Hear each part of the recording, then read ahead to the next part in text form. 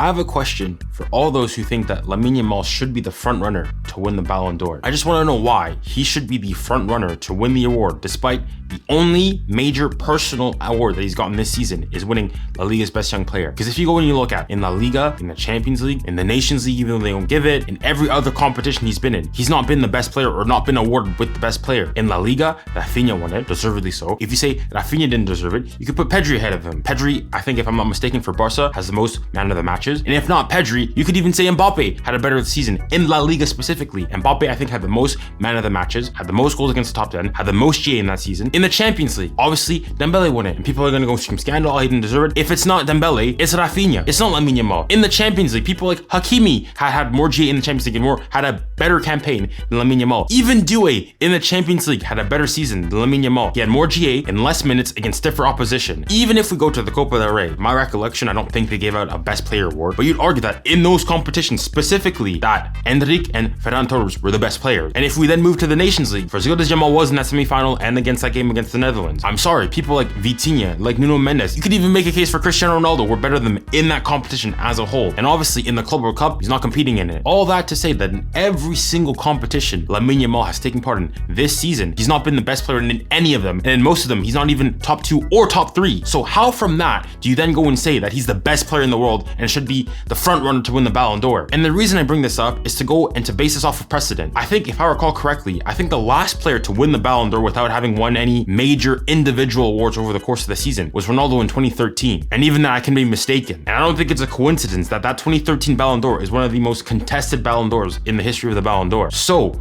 once again, to all those pushing for Lamine Yamal for the Ballon d'Or, why is he the best player in the world if in every single competition he was in this season, he's not been the best player?